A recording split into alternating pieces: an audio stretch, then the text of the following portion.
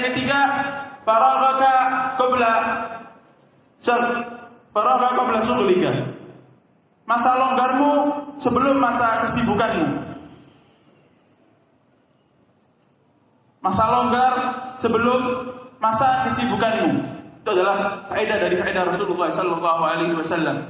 Maka ayolah bagi kita sebelum kita sibuk ngurusi istri, ngurusi anak, durung zuwaj iki wong-wong durung nikah, sebenarnya harus hadir majelis ilmu, hadir majelis taklim, belajar. Ya, cok dolen-dolen ae. Manfaatkan ilmu begini, ya. Itu adalah faedah yang ketiga. Faedah yang keempat ialah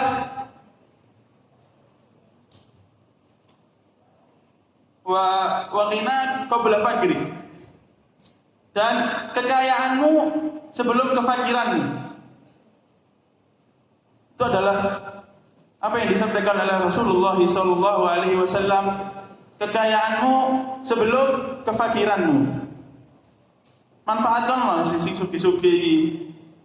Ono majelis ilmu, beramal, amal hijriah di masjid dan lain-lain.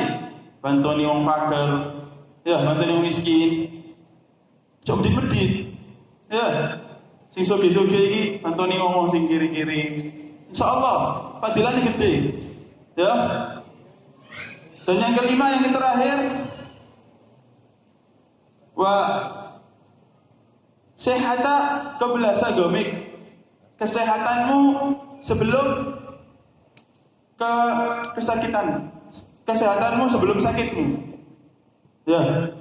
Sehat ini adalah nikmat yang paling besar dari Allah Subhanahu wa taala bagi kita. Sehat. Nikmat sehat itu adalah nikmat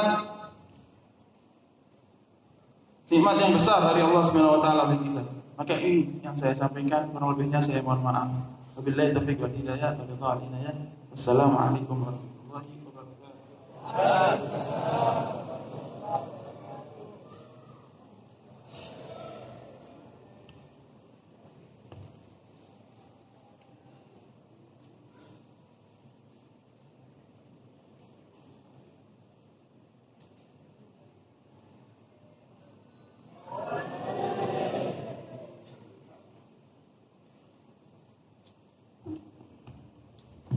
Assalamualaikum warahmatullahi wabarakatuh.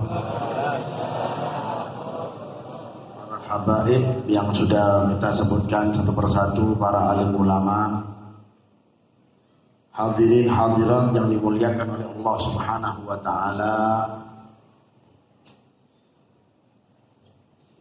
Alhamdulillah kita dipertemukan kembali, tidak bosan-bosannya setiap malam Selasa kita ngaji, kita menuntut ilmu. Mudah-mudahan kita ditulis menjadi orang-orang yang istiqomah, menjadi orang-orang yang senantiasa menuntut ilmu. Amin ya rabbal alamin.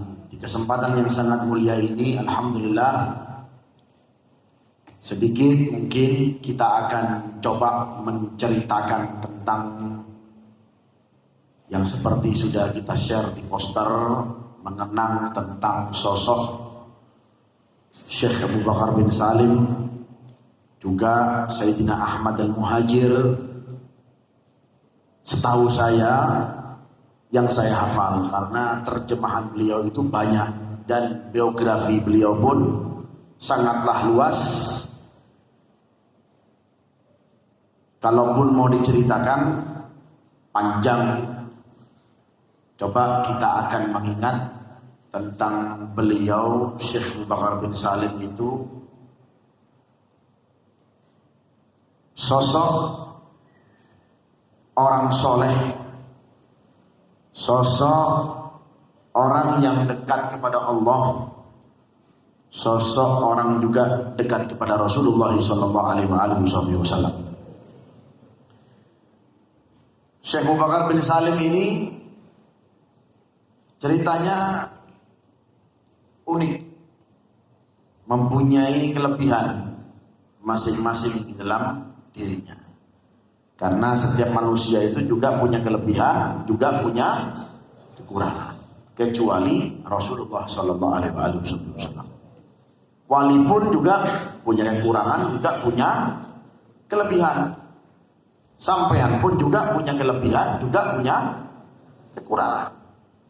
Tetapi karena mereka para aulia Allah Subhanahu wa taala itu tingkat ibadah mereka yang begitu luar biasa, sehingga Allah memberikan keistimewaan, sehingga Allah memberikan kemuliaan yang asalnya mereka itu gak mau terlihat, ya. Orang soleh itu kalau punya kelebihan gak mau terlihat, tetapi Allah melihatkan. Tetapi Allah, orang-orang di sekitarnya supaya tahu, ini loh keistimewaannya ini orang. Yang memviralkan siapa? Allah. Kalau kita kan punya kelebihan, kita sendiri yang memviralkan. Ya. Kalau kita punya keistimewaan, kita sendiri yang memviralkan. Tetapi mereka para aulia Allah, karena dekatnya dengan Allah Subhanahu wa taala, ibadahnya, takwanya, imannya, sehingga mereka gak perlu yang namanya sosial media. Sosial media mereka itu yang memviralkan siapa? Sehingga awet, langgeng. Sampai sekarang pun sekian ratus tahun tuh Syekh Abu Bakar bin Salim, lebih lagi Sayyidina Ahmad al-Muhajir itu yang di bulan Muharram ini diperingati haulnya, yang biasanya mungkin di bulan ini biasanya guru mulia kita Habib Umar bin Muhammad bin Salim bin Hafid datang di kota Indonesia. Karena keadaan beliau tidak bisa datang, tapi insya Allah ke depan lagi insya Allah bisa datang insya Allah. Tapi lagi insya Allah datang di Surabaya, di tempat ini insya Allah. Kita buat acara besar untuk beliau, amin ya rabbal. Memperingati sosok haul Syekh Abu Bakar bin Salim. Lihat awet, ya. Karena mereka tulus, ikhlas kepada Allah Subhanahu wa taala, hingga awet dikenangnya. Gak terputus ceritanya. Kalaupun dikenang, hati kita pun apa? Dingin. Kalau kita sebut cerita-cerita tentang beliau, di majelis kita pun merasa apa? Merasa penasaran. Mungkin banyak dari kita pun mengatakan, Habib cerita tentang Syekh Abu Bakar bin Salim. Siapa ya sosok Syekh Abu Bakar bin Salim ya? Pasti penasaran. Siapa sih sosok Sayyidina Ahmad al-Muhajir? Pasti membuat kita apa? Penasaran. Bagaimana tidak penasaran? Dari umur muda beliau berjalan kaki dari Kinat ke Kota Tarim hanya cuma bersihkan kamar mandi yang ada di masjid-masjid di Tarim. Bukan hanya bersihkan, juga beliau sholat tahiyatul masjid di masjid-masjid yang beliau bersihkan. Itu setiap hari, bayangkan, selama 20 tahun kalau memang tidak salah.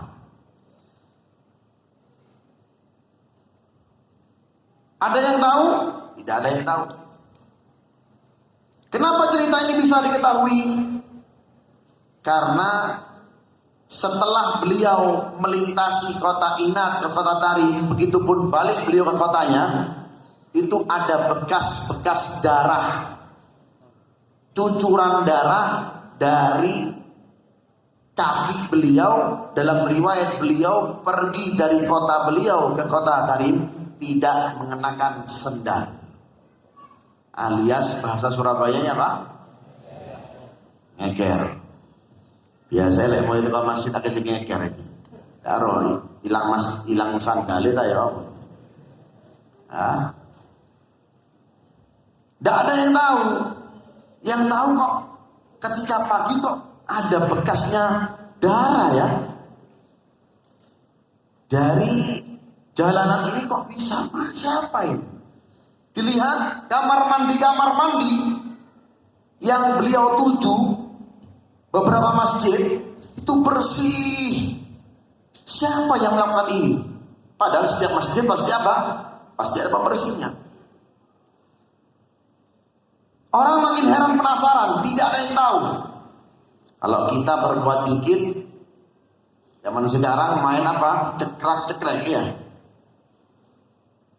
Tergantung niatnya. Kalau niatnya tulus, ya alhamdulillah ikhlas, diberikan pahala dan ganjaran oleh Allah Subhanahu wa ta'ala. Tapi kalau yang ditakutkan, kalau seandainya kita mengamalkan hal yang baik, tidak tulus alias tidak ikhlas, alias itu riya. Siapa yang mengetahui riya? Antara Anda dengan Allah Subhanahu wa ta'ala. Manusia tidak bisa mengeklaim alias tidak bisa menilai kalau seandainya fulan itu riya, fulan itu tidak ikhlas, fulan itu tidak tulus. Yang tahu itu semuanya siapa?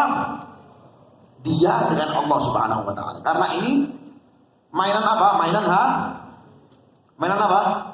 Hati. Contoh, saya sama sampean di sini hadir. Kira-kira di sini ada yang tahu nggak? Saya di sini hadir tulus apa tidak tulus? Ada yang tahu? Tidak tahu. Atau sebaliknya, sampean hadir di tempat ini, ada yang tahu nggak? Teman dekat Anda atau yang naik motor sama Anda, yang Anda boncengin hadir di majelis ini, ada yang nggak tahu Anda itu hadir di majelis ini ikhlas apa tidak tahu? Ada yang tahu? Siapa yang tahu? Antara Anda, individu kita masing-masing, sendiri-sendiri dari kita dengan Allah Subhanahu wa ta'ala. Tapi kita minta dengan Allah Subhanahu wa ta'ala, mudah-mudahan kita ikhlas semuanya. Amin ya rabbal. Bayangkan umur segitu jalan kaki, cuma bersihkan masjid. Bukan hanya bersihkan masjid, tapi juga sholat di masjid tersebut. Tidak ada orang yang tahu. Yang tahu cuma bekas darah kaki beliau yang diselidiki oleh orang, ternyata anak Walad bin Salim, anaknya Habib Salim ini yang telah melakukan seperti ini. Bekas darah yang beliau apa? Yang beliau keluarkan, yang beliau apa? Yang keluar dari kaki beliau. Gak ada yang tahu, tahunya darah itu sendiri. Bekasnya darah itu seperti itu. Itu sekian tahun itu. Syekh Abu Bakar bin Salim tirakatnya seperti itu. Makanya orang-orang soleh kan naik derajatnya seperti itu karena tirakatnya memang luar biasa. Kalau kita tirakat kita ini apa? Hadir majlis, ya kadang-kadang hadir majlis, kadang-kadang enggak. Seminggu sekali, ya kadang-kadang seminggu sekali, kadang-kadang 2 minggu sekali, kadang-kadang pun sebulan sekali. Apalagi sekarang live streaming sudah jauh tempatnya, cukup dengan live streaming selesai. Makanya kita tidak membekas, kecuali kalau memang jauh tempatnya, luar kota kah. Sekarang yang hadir di sini pun banyak dari luar kota, bisa datang ke sini bisa. Karena kenapa? Niat nama itu untuk hadir majelis. Itu beliau Syekh Abu Bakar bin Salim tirakatnya seperti itu. Makanya beliau mengatakan dalam perkataannya, man lam yusyahid fil bidayah, lam yusyahid fil nihayah. Beliau mengatakan barang siapa seseorang yang tidak olahraga di masa pertamanya, gak punya tirakat, ya, gak punya olahraga.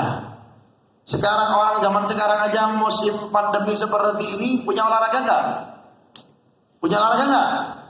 Apa olahraganya? Apa olahraganya? Sepedaan, betul? Ya kan? Ada olahraganya. Orang soleh, wali-wali Allah Subhanahu wa ta'ala, orang terdekat-dekatnya Allah Subhanahu wa ta'ala, mereka juga punya olahraga. Untuk apa? Menghancurkan hawa nafsu yang ada di dalam diri beliau. Karena hawa nafsu yang liar tidak terkontrol bahaya. Makanya mereka mempunyai olahraga. Beliau mengatakan man lam yujahid, orang yang tidak bermujahadah, orang yang tidak berolahraga di masa kecilnya, lam yusyahid fi nihayat, maka dia tidak akan melihat hasil di masa tuanya. Seperti kalau orang mau kaya, hendaklah di awalnya dia mempunyai pekerjaan, mempunyai aset untuk dia buat kerja, sehingga di masa tuanya sudah enak, tinggal mencicipi hasil asetnya itu tadi yang diputar untuk pekerjaannya. Orang soleh seperti itu, cuma beda saja, yang satu niatnya akhirat, yang satu niatnya niatnya apa? Dunia. Seperti antum pengen istiqomah, banyak orang yang DM sama saya, Bib, doakan supaya istiqomah. Tapi kalau nggak antum, caranya istiqomah bagaimana? Ya istiqomah.